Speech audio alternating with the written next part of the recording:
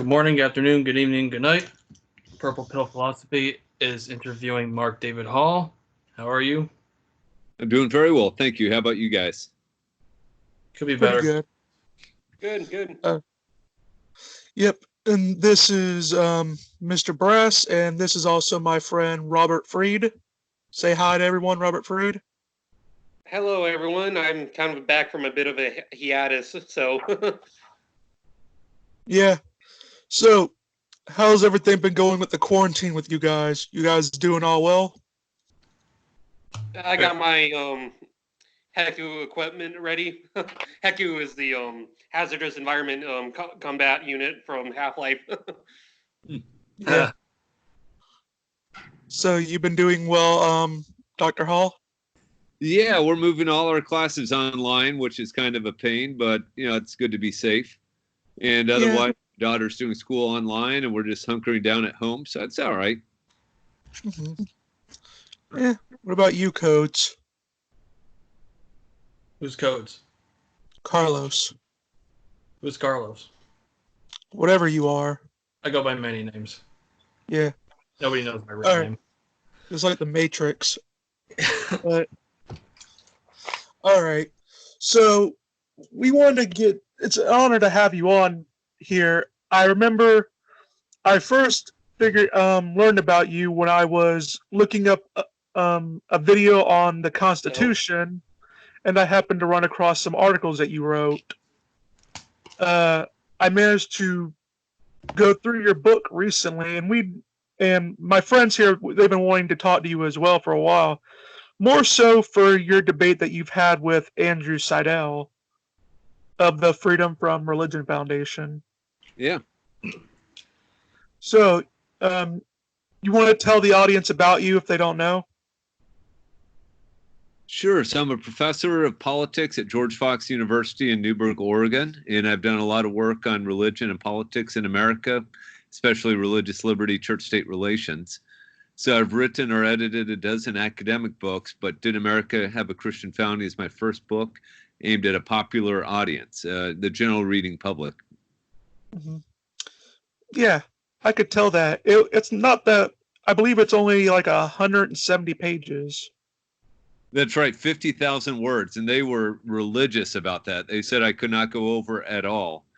Yeah, I think I came in at like 56,000, and they made me cut it down, and it's probably about 52,000. But yeah, it was absolutely a strict limit on how many words it could be. So I imagine there was a lot of are you the type of person that goes over, or like in your writings, or do you go under? Oh, absolutely over every time. And so, yeah, it's a real matter of discipline and then having to cut after that. Yeah, because I know some people that they go more under, and so they tend up having to pad things out to get to the extra limit. So you seem to have the reverse. That's right. I see that all the time in my students. You assign a 10-page paper and it comes in at 8, and so they have to do all this padding. It's really annoying. You ever thought about doing it in volumes?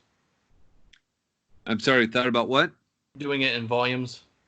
Yeah, so there's already a planned sequel, and I'm working on that. I'm about 3/4 of the way done. And so that was there were a few issues I wanted to address in the first book, and I convinced my editor to let me push them off to the sequel. So, yeah, hopefully what I did in the first book, I did each chapter well, and then I can return and address some unaddressed issues in the next volume. Mm-hmm. Nice.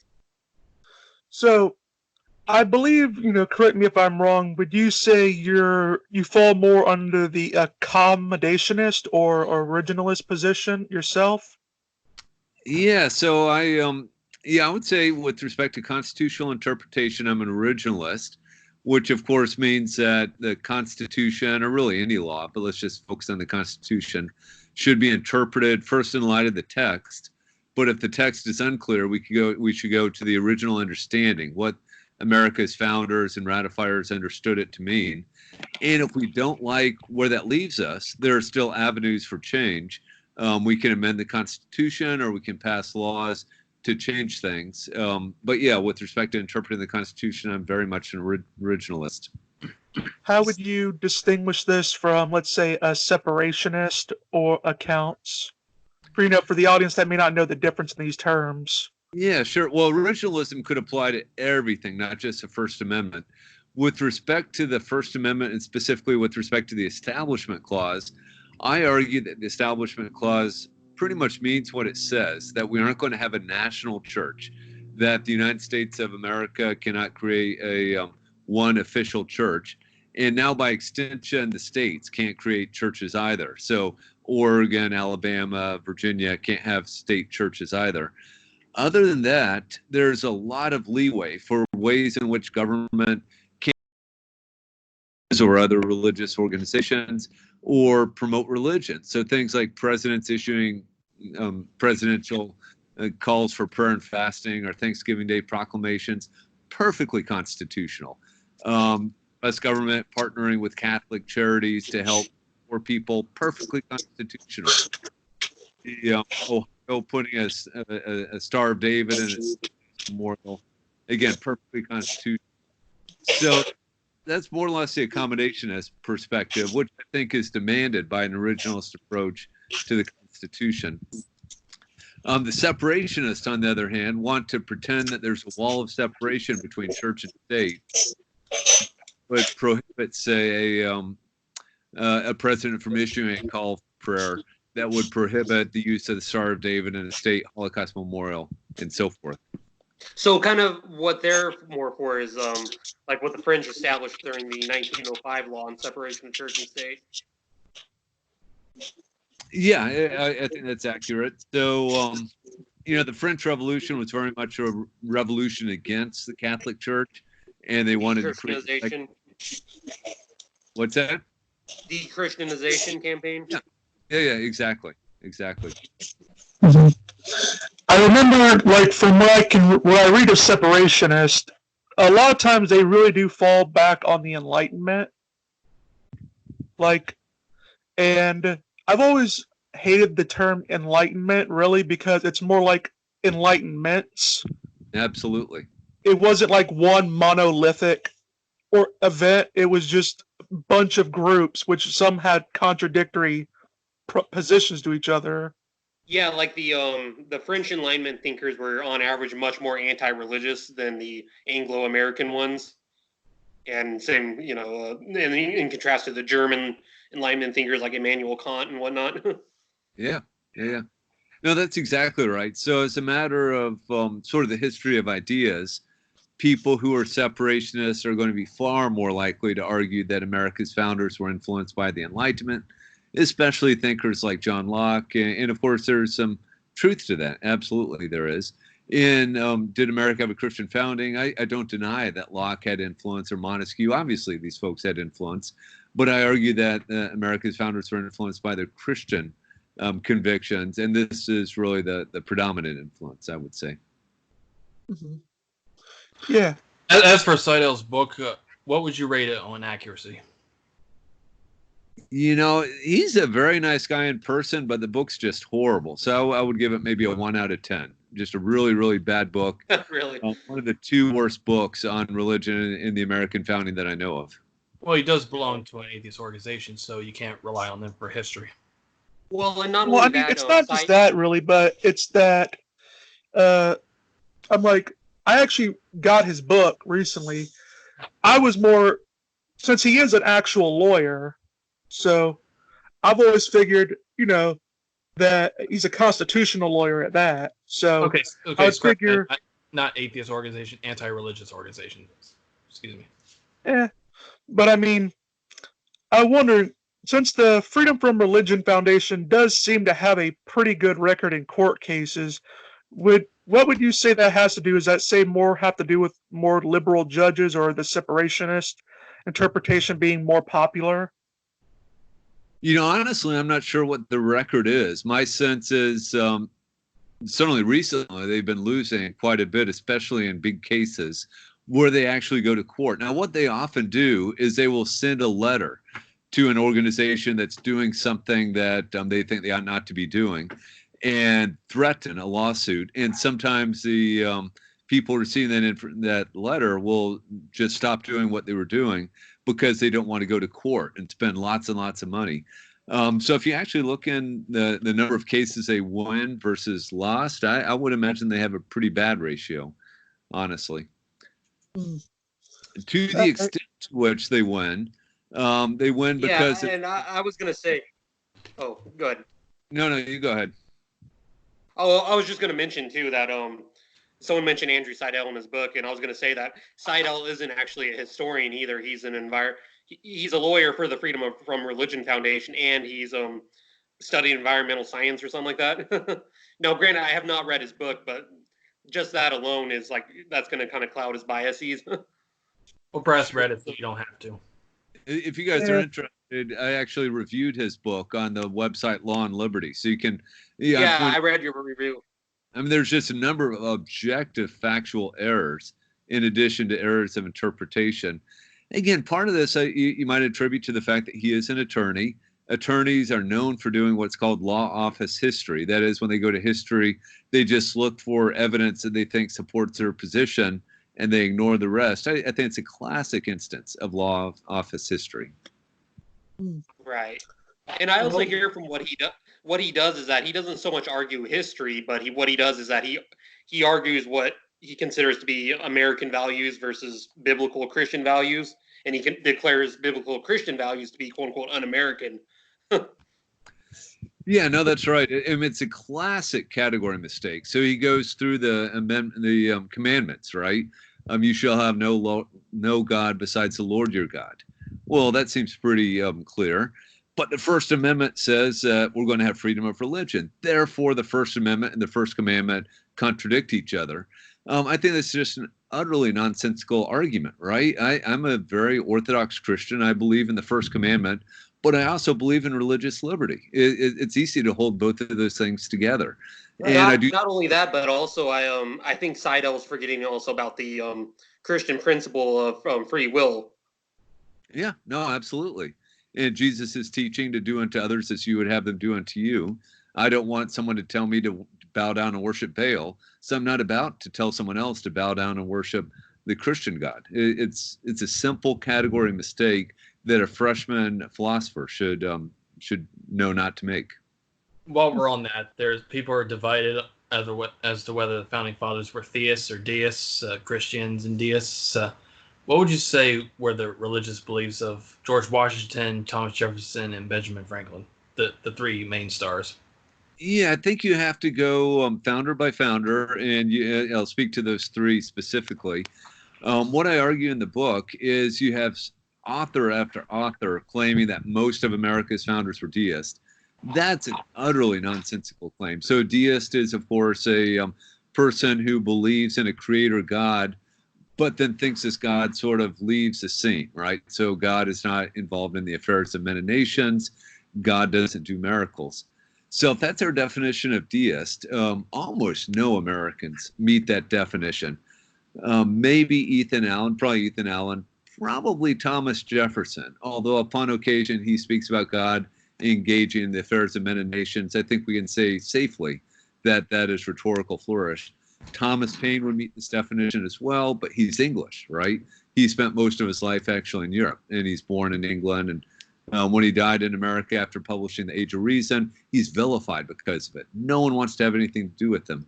So with respect to the three men you mentioned, Franklin as a young man admits in his autobiography that as a young man he came under the spell of the deist. And so he became a deist.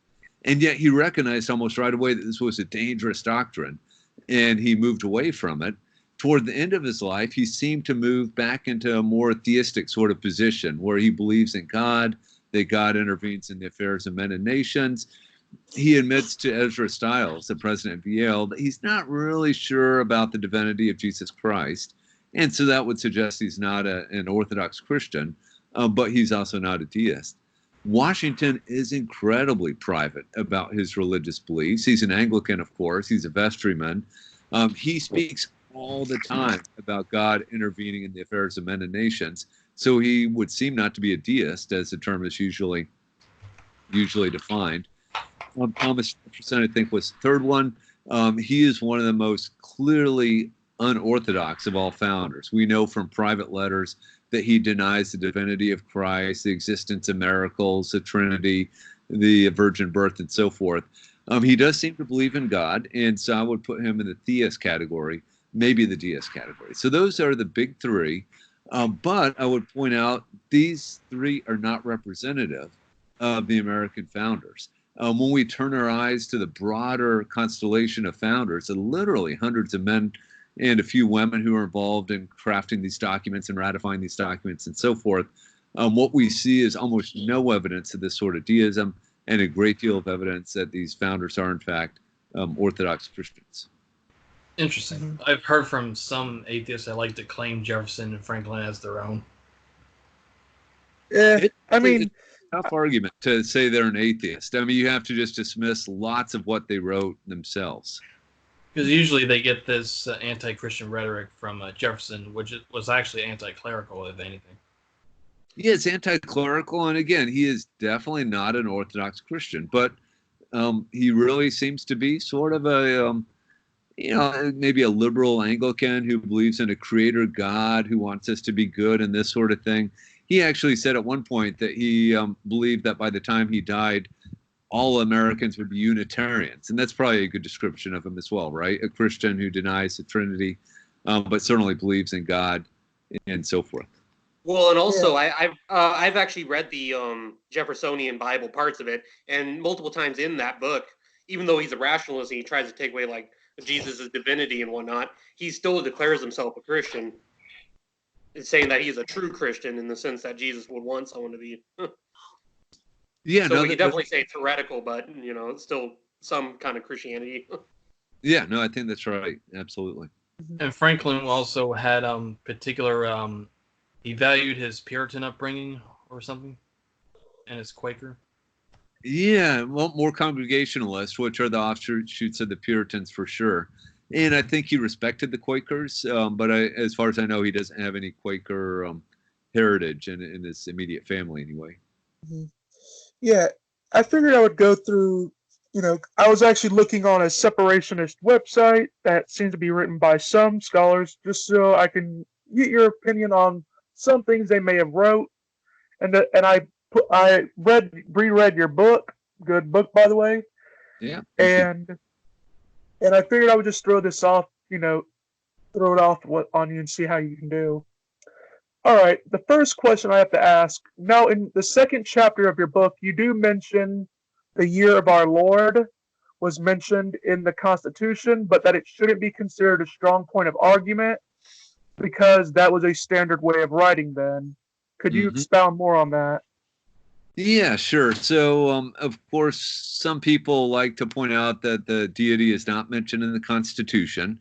Some Christians say, wait, what about the date line in the year of our Lord 1787 when the document was put together? I simply think it's a mistake to put too much weight on that one way or the other. That line didn't come out of the Constitutional Convention. It was added by a scribe. It was in the document sent to the states for ratification. And so I think you can reasonably argue it is a part of the Constitution, but who cares? Documents were routinely dated in this fashion. If that's the only evidence of Christianity in the document, that is a really weak piece of evidence.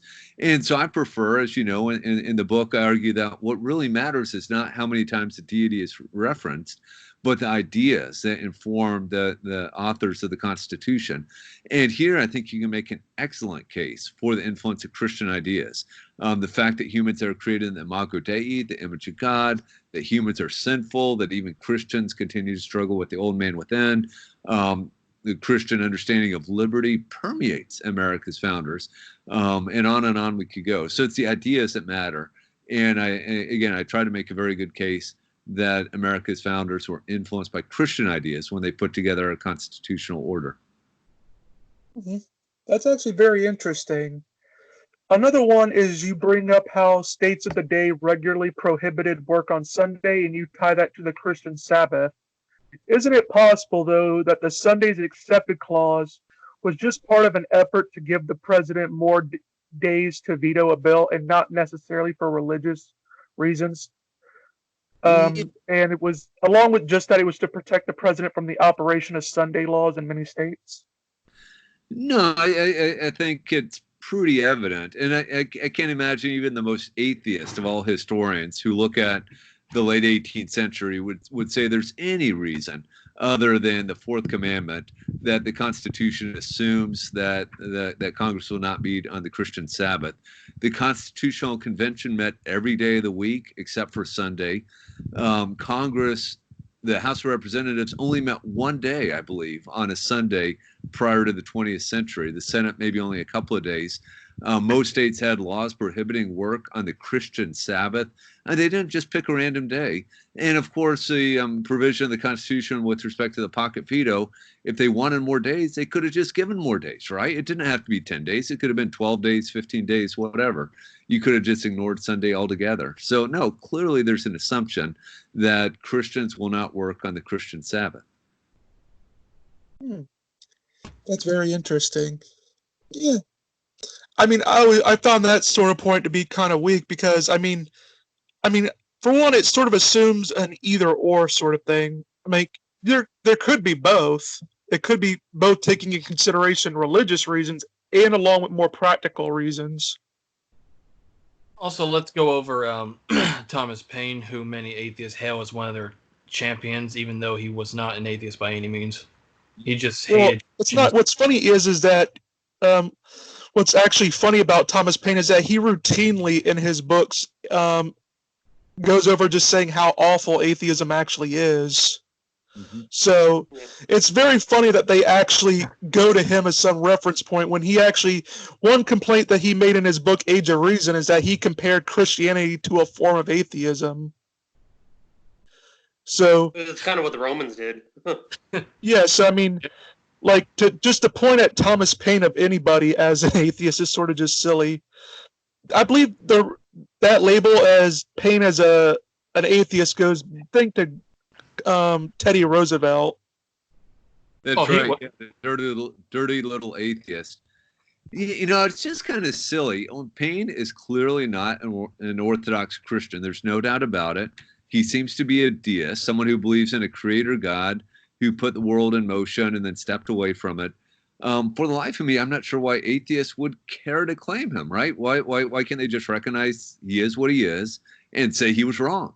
And someone like Roger Sherman, who's clearly an Orthodox, pious Calvinist, I mean, why don't you just recognize it and say he's wrong, right? If you're an atheist. I don't know why you need to try to grab some of these guys for your own team. I think historians have to be concerned with the truth. I hate slavery. I utterly hate the institution of chattel slavery. But for me to pretend that Washington or Jefferson or Franklin weren't slave owners, that's just a malpractice, historical malpractice. Well, yeah, I mean, right. Thomas Jefferson was probably the example of one of the more hypocritical ones because he actually did write notes saying how awful slavery was while holding slaves. And sleeping with them. Yeah, no, I think that's fair to say. He lived an extravagant lifestyle for himself, and had he made an effort, he certainly could have freed more of his slaves. He freed a few of them, but he could have freed a lot more. Well, Washington. No, that's absolutely fair. Yeah, like Washington, exactly. Yeah, he freed them upon his death after he no longer needed them. Yeah, which is kind of lame. I agree, but you got this clear sense that in the 1780s, a lot of Americans are coming to question the institution of slavery, to recognize that it's bad. As you suggested, Jefferson is in his notes on the state of Virginia is very clear in condemning slavery, but he also calls it something like having a wolf by the ears. Well, they viewed it as the peculiar institution. Yeah. Necessary evil, like necessary evil, yeah. Have you read Tom Holland's book on Dominion? I've not read it. I've heard of it. It goes over how Christianity is mostly responsible for what we have in Western civilization, and he points out that Christians were the first people in the ancient world to recognize that slavery was inherently wrong. Yeah, no, that sounds right to me. And certainly they were the leading advocates of abolitionism in America, the 18th and especially the 19th. And before the Christians argued against slavery in the Roman Empire, there were other figures that said slavery was bad, but it was a necessary evil. Like Christians were the first ones to rationalize that it was inherently wrong and nobody should ever do it. And to Well, give yeah. the founding fathers their credit, in 1808 onward, you had the blockade of Africa, which hugely forbidded the international slave trade. Yeah, no, absolutely. And Jefferson was very much an advocate of that measure. Yeah, what I do find funny is that they do go over, like, they really do praise the Enlightenment, but they don't, like, a lot of the founding fathers' uncertainty about slavery came from the Enlightenment thinking, like, because they were like the Enlightenment thinkers praised humans, but they also had this like cognitive dissonance because they said, wait, we have slaves, and we also are sexist.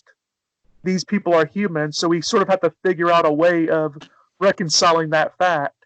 And scientific racism was a product of the Enlightenment.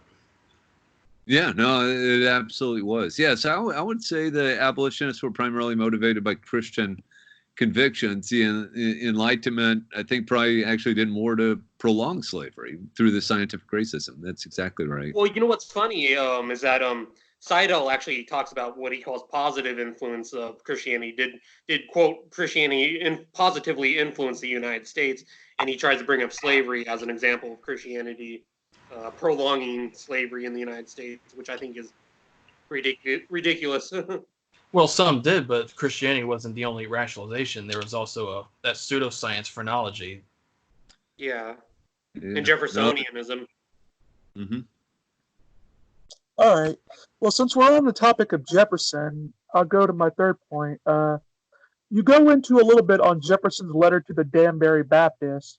Many separationists make the argument that this letter wasn't merely about Congress not making a national establishment, but the oppression of the Danbury Baptists in Connecticut, as they had to give money to support a Congregationalist church. What would you say to that? Yeah, so I think Jefferson clearly wanted a greater degree of separation between church and state than almost any founder. For instance, Washington issued calls for prayer and fasting and Thanksgiving Day proclamations, as did John Adams, as did James Madison. Jefferson refused to do so, and he specifically tells us he refuses to do so for First and 10th Amendment reasons. I think what he articulated in the letter to the Danbury Baptists, where he said, in fact, that the Establishment Clause creates a wall of separation between church and state, that is definitely the direction he wanted America to go. But I think it's completely irrelevant, really. Jefferson played no role in drafting the First Amendment. He played no role in ratifying the First Amendment. And Jefferson certainly didn't act as if there was a wall of separation between church and state. Literally 2 days after he penned that letter, he went to church services in the U.S. Capitol building, where he heard John Leland, the great Baptist itinerant minister, and himself an opponent of religious establishments, preach. Jefferson opened the War Department building, the Treasury Department building for church services. He negotiated the treaty or sent the treaty with the Kaskaskia Indians onto the Senate that provided money, federal money, for a priest and to build a church. So even Jefferson, I think this is probably reflecting of his desires, but not his actions. And when you turn to the rest of the American founders, you see nothing like a desire to separate strictly church and state. Madison a little bit, but even him not so much. But when you turn to the rest of the First Federal Congress, people in the state legislatures and whatnot, you get nothing like the strict separation of church and state. I think what some people forget is that there's actually a difference between what is known as friendly separation of church and state and hostile separation of church and state. So we mentioned earlier, a hostile version of separation of church and state would be like in France during the French Revolution. But what we have is more friendly toward the churches. And in fact, one of the drafters of the UN's Declaration of Human Rights, Jacques Maritain, he actually pointed out the uniqueness in the American system and how church and state, even though they're separate, they're not hostile to one another, unlike in France, which was his home country. Yeah, no, that's excellent. Yeah, I actually don't like the language of separation of church and state. I mean, you could say, all Christians have to support the separation of church and state. The church is one institution, the state is another institution. The two ought not to be the same. The Yeah, state, render unto Caesar what is Caesar's, and give to God what is God's. yeah, Stuff like that. exactly. Right back to Jesus. Yeah, so that's why usually in speaking about it, I'll make sure that we're talking about, say, the strict separation of church and state, or wall of separation between church and state. Clearly not what the founders desired. But on the other hand, they wanted a form of separation. They did not want the church to be controlled by the state. And thank goodness, that never works out well for the church. Well, What is yeah, I mean, oftentimes forgotten, I think, is the intellectual godfather of separation of church and state in the United States is Roger Williams, who was a Puritan theologian. Yeah. No, that's fair enough. Yeah, and a very, incredibly pious, very conservative, if you want, for want of a better word, man. But yeah, he just simply thought that there should be a wall between the garden of the church and the wilderness of the world. I think is the way he put it. well, yeah, I mean, if you actually go back, like, because as you had pointed out in your book, Jefferson only used that phrase, the wall of separation between church and state, once, Mm-hmm. and is in all of his writings, and it's not even original to him. I think I think the reason why he used it was because of who he was talking to, the Baptists. If you go back to their leaders were like their traditions, they were all about separation of church and state. So he said that more because like he knew who he was talking to, they would get it, the reference. Yeah, no, I think that's right. But even that, when you think about the Baptists, they are in no way, shape, or form supporting the sort of separation between church and state that Americans United for Separation of Church and State, or the ACLU, or groups like that advocate for today, as evidenced by their leader, John Leland, who preached in the U.S. Congress. He saw no problem with this sort of thing. They didn't want the church to be controlled by the state. They didn't like the Congregational establishment in Connecticut, but they didn't advocate anything like what Jefferson was suggesting with this wall metaphor. Yeah, and I can definitely agree with that because there has been points in history where, say, a nation state's going to choose one particular sect or one particular denomination of a religion, and only that is allowed. What was Franklin and Washington's outlook on it in particular?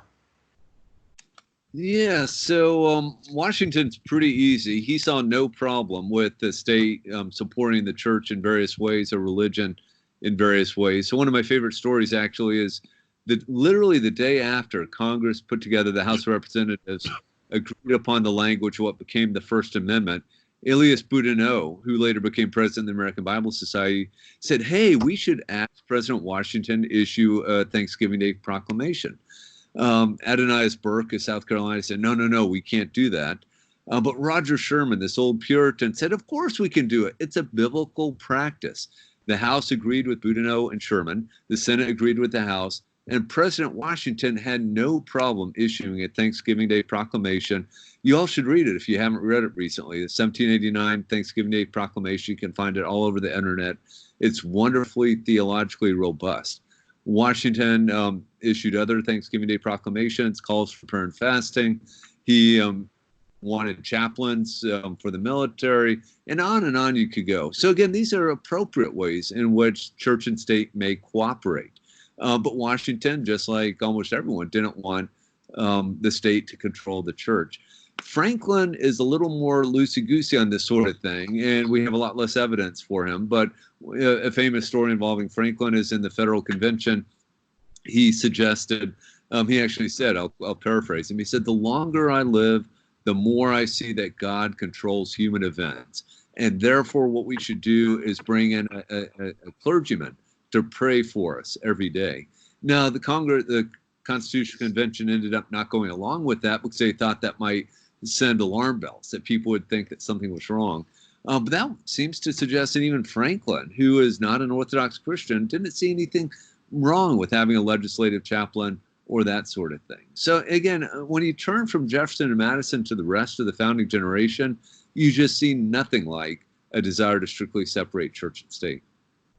I was amazed to find out, researching the National Day of Prayer, that it does actually have origins in the early American Republic era, and it wasn't up until about 1817 that it fell out of favor, only to come back in the 1950s again. So that really surprised me. Yeah, sure. Yeah, through the Continental Confederation Congress and to the New Republic and onward, you routinely had this sort of thing going on. A big worry I've noticed about Brass, you're way too low. a big worry I've noticed about many non-Christians with this issue is that they worry that views outside of the strict separationist interpretation is that they worry that, if you don't take the separationist account, you'll ultimately lead to a theocracy and not being discriminated against. You're gonna have to say that. You're Things like gonna have to say that again because you're roboting in and out. gay people. What is your take on that? You're gonna have to say that again because you're roboting in and out. All right. A big worry I've noticed about Excuse me, you're still kind of doing it, but I heard part of it. So what I heard was a fear of theocracy and this sort of thing, which, I don't think anyone in their right mind wants to live in a theocracy unless we're talking literally about God reigning on earth as he will in the eschaton. We're talking about they usually talk about Handmaid's Tale stuff. Yeah, stuff like that. Just complete and utter nonsense. So if you read my book, you'll know that I go out of my way to make it clear that America's founders embraced a very robust conception of religious liberty that would protect all Americans, Christian or not. I quote several times Washington's letter, his wonderful letter to the Hebrew congregation in Newport, Rhode Island, where he makes it crystal clear that this tiny handful of Jews had no political power, that they had the same right as Christians to worship God according to the dictates of their conscience. The Constitution banned religious tests for office.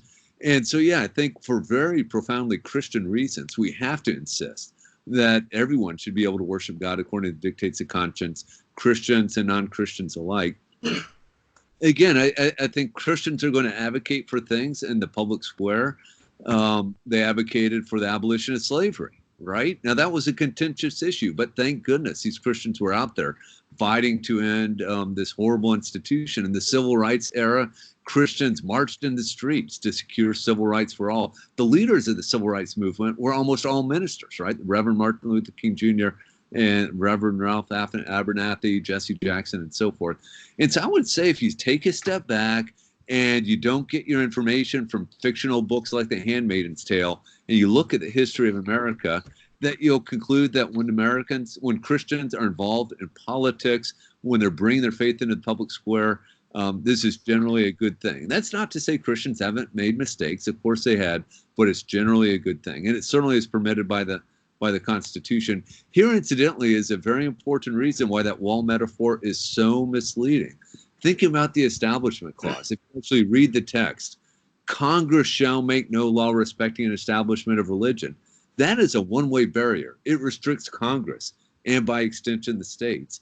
On the other hand, the wall metaphor suggests a bilateral barrier, right? It restricts the government, to be sure, but it also restricts citizens of faith. But the Constitution doesn't have a wall of separation. It has an Establishment Clause. So Christians, Jews, Muslims, Hindus have every right to advocate for their beliefs in the public square. It's a belief, a right protected by the Constitution, I would argue.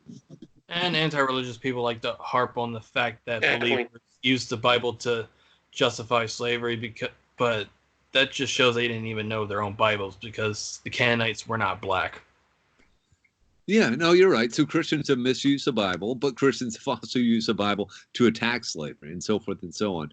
Yeah, so, and again, don't hear me arguing Christians are never mistaken. Of course Christians are mistaken, just like everyone is mistaken. Yeah, and a guy like Washington would have to believe in an almighty creator because he cheated death numerous times on the battlefield. There was one time where Indians reported that bullets flew past him when he was standing right in the midst of it. Yeah, and he's certainly in a private letter, he gave the glory to God for having survived a number of close bullet rifle shots in a battle. Yeah, so absolutely. Yeah. A reason why that they say that, like, a non-separationist interpretation leads to stuff like a theocracy is like because they give an example of like Christians refusing to do certain services with gay people, such as the you mentioned in your book the incident with the gay Christian, like with the Christian baker. Mm-hmm. What's your take on this sort of stuff?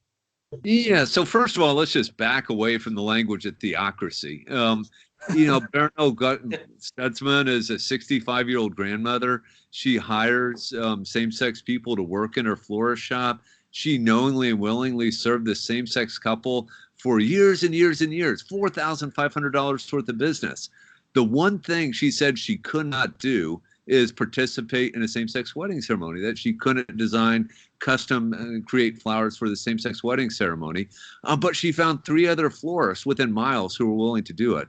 That is not a theocracy. That's just a silly use of the word theocracy. And I'm not being critical of you, because a lot of other people throw that thing around, that label around. And so what I would suggest that these sorts of issues really have to do with liberty. No one should be forced to go against their conscience unless there's a very compelling reason. So think just for a moment, should an African-American baker have to make a cake for the KKK? Nope. Should a Jewish baker have to bake a cake for Muslims saying all Jews should be killed? No. Neo-Nazis. That's ridiculous, right? It's liberty. People should have the freedom to act according to their convictions wherever possible. Then you'll never hear from SJWs and hard leftists. Yeah, I think they recently caved in and stopped donating the charities that are against same-sex marriage and stuff like that. Yeah, no, absolutely. The power clearly is on these sorts of issues on the political left. Corporation after corporation is going after people who don't, in their minds, properly celebrate LGBTQ weddings and this sort of thing.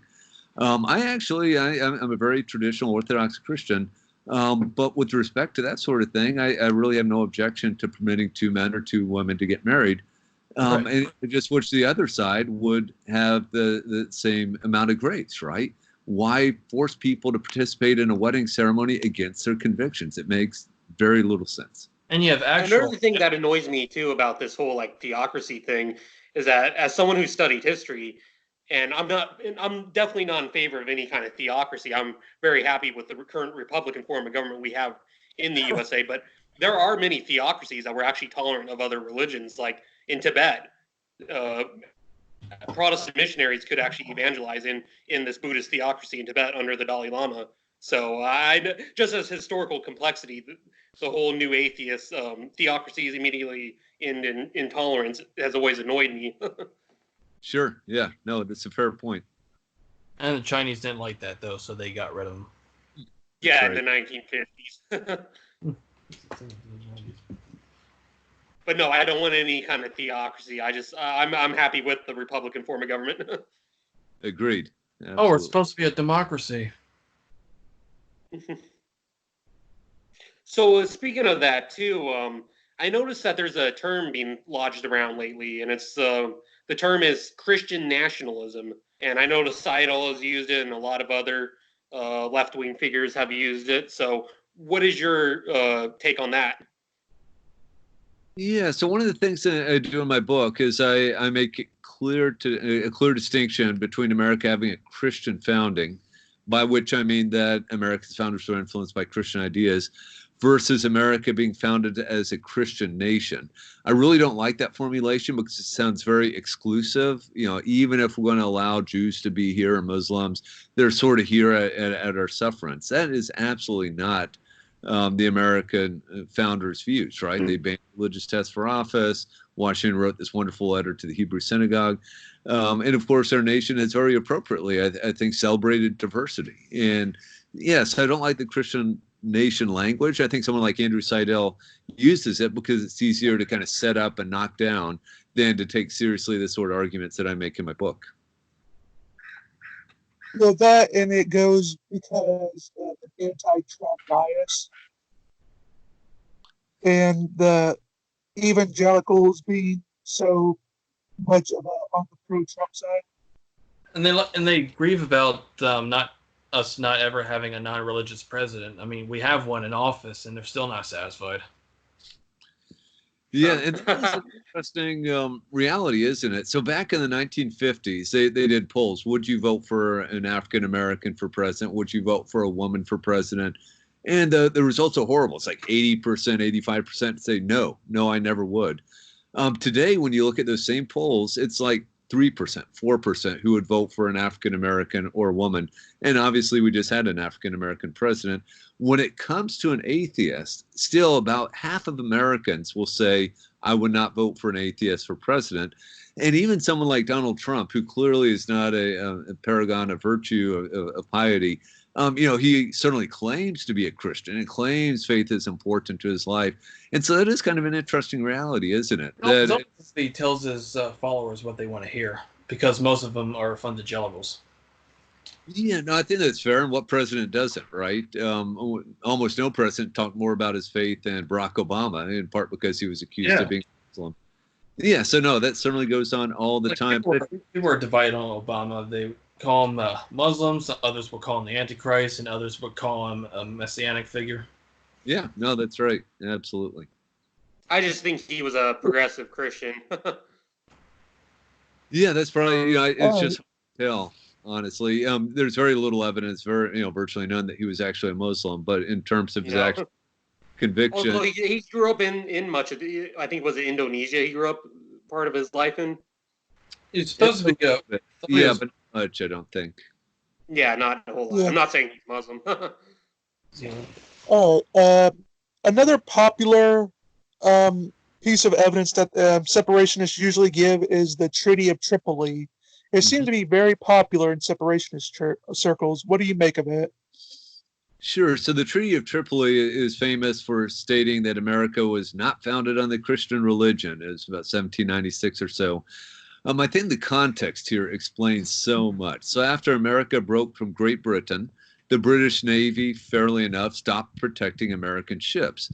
This means that American ships were being seized by these pirates in North Africa, in places like Algeria and Tripoli. Barbary pirates. The Barbary pirates, exactly right. And they would seize these ships, they would loot these ships, they would imprison American sailors, and they would make them slaves. And so this was a real problem. And America just simply did not have the military might in the 18th century to go over there and defeat them. And so we negotiated this treaty. A fellow named Joel Barlow actually went and negotiated this treaty. And basically it was trying to make peace with these Islamic pirates. And so one of the provisions said that we aren't founded as a Christian nation. And it went on to say, we'll pay you reparations and we'll pay you basically ransom and so forth. And so this was in the first treaty. It went to the U.S. Senate. It was known to the public. It was ratified unanimously by the U.S. Senate.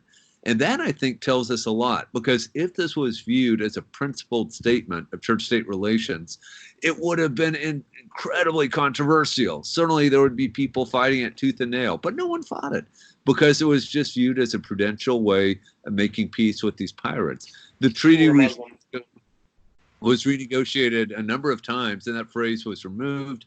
And then, of course, eventually President Jefferson sent the Marines in to clean house, and that largely solved their problem with the Barbary pirates. I also read that that in 1805 the Treaty of Tripoli actually was broken, or they no longer abided by it anymore. Yeah, I used to know that better. There was a number of treaties, and it went back and forth, and the pirates broke it, and so forth and so on. Eventually, of course, Jefferson sent the Marines in to wipe out Tripoli, and that's where you get in the Marine Corps anthem, right? From the shores of Tripoli, yeah. Yeah, exactly. Yeah, and I believe they take it too far with it, because it merely says that the government isn't founded on Christian principle. It says nothing about the culture. Yeah, I think that's right. I don't blame them. It's one of the very few documents that offers support for their position. So if I was trying to argue for their position, I would undoubtedly emphasize it. But again, you got this one document, a couple of others, the detached memorandum, the moral and remonstrance. But in contrast to that, you have a bazillion other documents that give lots of great evidence that America's founders were influenced by Christian ideas. They use scripture all the time, oftentimes without citation. There's just really no good reason to believe that Christianity was not an incredibly important influence on America's founders. I was going to say there was actually another treaty called the Treaty of Tunis in 1797, about a year after the Treaty of Tripoli. And in the Treaty of Tunis, it actually used the phrase "to those who hold the Messiah," referring to indirectly to Christianity and to probably greater Abrahamic religions in general. Yeah, interesting. Yeah, look that up. Yeah, it is very interesting with it. So I was thinking. So you said you have another book planned. What do you think it's going to be more about? You think it's going to be like sort of a sequel to your the book that you just recently released, I believe, or a part 2? Yeah, so it will range a little further. So I think I'll start with the Puritans and address a very common myth, by which I mean a false story, that the Puritans were intolerant theocrats who hated fun, basically. I'll move back to the founding era. I'll address a few issues, a few arguments that are made, that America could not have had a Christian founding because the founders didn't immediately abolish slavery, or that the American founders were an unchurched people, an unchurched generation. But then I think I'll also push into the 19th century and look at the abolitionist movement, look at the rise of the separation of church and state in the late 19th century, which was largely an anti-Catholic phenomenon. Yeah, so it'll be more wide-ranging. Then there's Christians in the 19th century who set up went along with the Atlantic slave trade and based their slavery on Levitical laws on how to treat them. Yeah. No, I'll definitely deal with the whole slavery issue. Again, the argument there will not be to deny that some Christians appeal to the Bible to defend the institution of slavery. Clearly they did.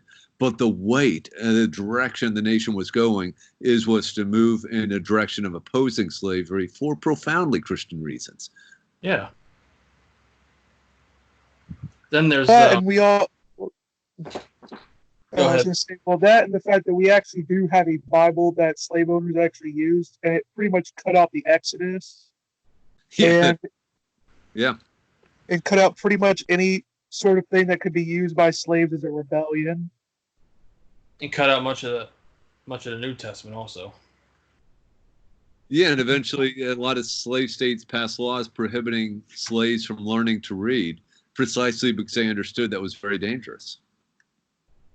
I think it would be very interesting. Partly because they believed that they would pick up because like one of the biggest books that slave owners used was the Bible in some circumstances. So they were worried that if slaves were able to read, they would be able to actually pick up the Bible, read it, and then use that as a way of rebelling against them. Yeah, no, I think that's exactly right. So they understood that the Bible was a book that promoted liberty in the final analysis. And I think that's one of the important arguments in my book, that the founders embraced religious liberty and other liberties precisely because of their Christian convictions, not in spite of them. Yeah, I think it would be interesting to put together like a project dealing like with the religious history of the United States, looking at different religions from evangelicalism to Mormonism to Islam to Eastern Orthodoxy. Believe it or not, there's actually a hidden Orthodoxy or Eastern Orthodox history in the United States and Alaska, going back to the Russian colonial period. Right, yeah, that's interesting. I'm just having to move inside because my battery's dying. Then there's the anti-Catholic sentiment, which led to the discrimination of the Irish during the early American modern period. Yeah, and I was going to say the Blaine Amendment. They say that's where the Blaine Amendment came from, which is being debated right now. Yeah, no, that's exactly right. I'll cover that in my sequel. I think it's exactly the profound anti-Catholicism of the mid to late 19th century, early 20th century, where you first begin to see this argument that church and state should be separated. And it's weird that Irish were just as looked down upon as blacks and Indians and Jews were. Yeah, in some ways more so. So I've heard, I'm not sure this is, I haven't seen the primary sources myself, but if you're a slave owner and you have a really dangerous job, you don't want your slave to do that job because that slave's worth a lot of money to you. So you'd go and hire an Irishman to do it. So yeah, you're right. So Yeah, it's yeah there's they used to say there was a horsepower, gunpower, steam power, and Irish power. Well, the Titanic was actually constructed using Irish labor. Yep. yeah, sure. Yeah, that. Yeah.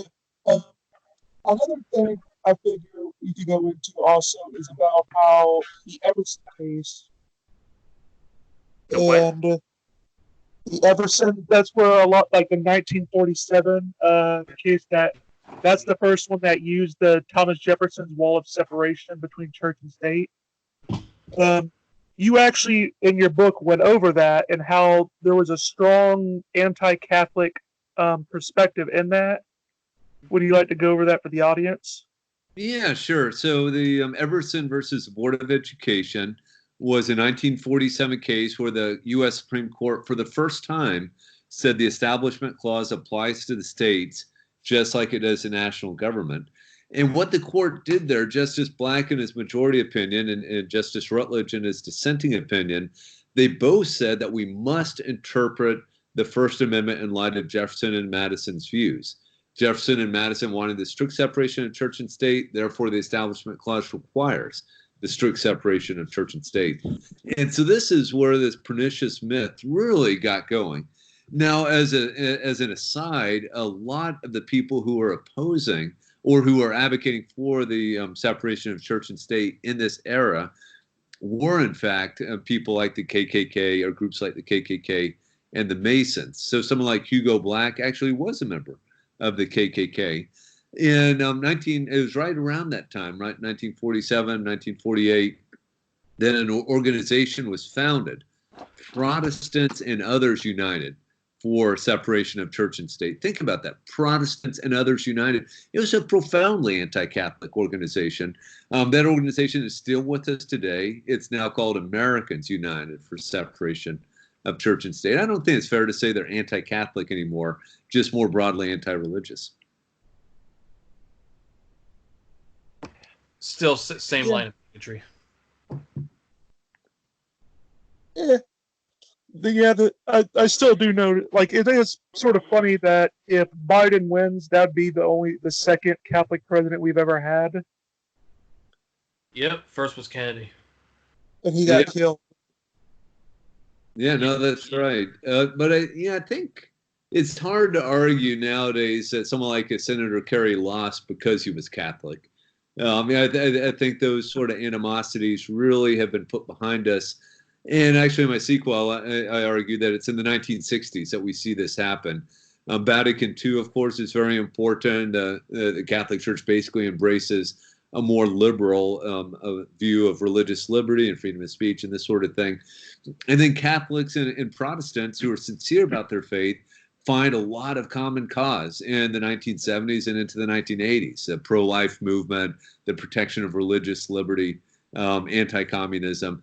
And so I think those old, that anti-Catholic animus is really far behind us now. So, Roman Catholic candidates in the Republican Party would have just as good of a shot as winning the presidential nomination and presidential election as would, say, a Protestant, I think, in this day and age. Also, I'm sure. Yeah, I'm sorry. Go ahead. Go ahead. I was just going to stipulate, of course, there's still some anti-Catholic bigots out there. I'm not trying to say everything is perfect, but it's not a major problem anymore. Yeah, pretty much. So, I got through with my questions. You got any of yours, Robert? Rob. Oh, hi. What's going on? Sorry, I kind of lost out. Any questions left? I was just saying, if you had any questions of your own. Not really. I mean, I just find it so fascinating, the study of this American religious history. And I think I mentioned, if I haven't mentioned before, I'm Eastern Orthodox, and we have a tumultuous history in the United States, in Alaska predominantly. And after Alaska was purchased from the Russian Empire in 1867, the U.S. government supported Presbyterian missionaries who tried to evangelize the so-called heathen Native Alaskans. Problem is, they were already Christian, just Eastern Orthodox, and they employed a lot of anti-Catholic tropes against the Orthodox Church as well. So that's really fascinating, I thought. And that's another issue. So I am definitely in favor of church states. And which leads us to the Native American Indians. A lot of them are Christians, but like the anti-religious nut jobs out there like to make these racist claims because it's ultimately racist, that they're only that way because the big bad Christians forced them to convert. Well, not in the, see, what I loved about Eastern Orthodoxy is that the many of the priests that went to Alaska, they never had any ethnocentric views toward the Native Alaskans. In, like, say, Saint Herman and Saint Innocent, they were against exploitation of the Native Alaskans, which was very different than say like the Anglo Protestants in continental U.S. who were basically wanted to try to turn the Native Americans into white men. And then their hair and whatnot. There's the incidences in the South American Indians that, yeah, the conquests were fucking brutal, but can't just pretend they were innocent either. They were just as fucking savage and brutal as the white man was. We just had better tools. Well, many Native, if you're talking about like Latin America, many Native Americans actually sided with the Spanish when they came. Yeah, like in Mexico and Brazil. Yeah, Indian auxiliaries they were called. But yeah, I am definitely for separation of church and state. My patron saint, who is my profile pic, as you may guess, his name is Peter the Aleutian, and he was actually martyred by Catholic Spaniards in 1815 in what is now California, San Francisco. So interesting. All right. Yeah, so I am very much for separation of church and state, but for, like I said, the friendly version, not the hostile version that the French revolutionaries established. Yeah, that sounds right to me. So yeah, that's all I just wanted to comment. Yeah. So what about you, Carlos? Who's Carlos? Please go and say it. Philosophy. Nobody knows my real name. Yeah, I think this is a good time to wrap up. Unless you have any final thoughts, Dr. Hall. Yeah, no, I don't. Thank you all so much for chatting with me. It's been real enjoyable. Yeah. So you want to tell people where they can meet you up at if they want to contact you? Yeah, so my wife was very nice. She built a little website for me called, I think it's markdavidhall.org. That's all it is. Yeah, so easy as pie. Just type it in. You should be able to find it. Has all sorts of information about how to contact me, about my books, and that sort of thing. Okay, this has been a refutation of the New Atheist myth of American history. And please like, share, and subscribe, and hit the notification because the channel's demonetized and it doesn't go in the algorithm very nicely. So do that, and we'll see y'all next time. All right. Take care. Thank you. Peace.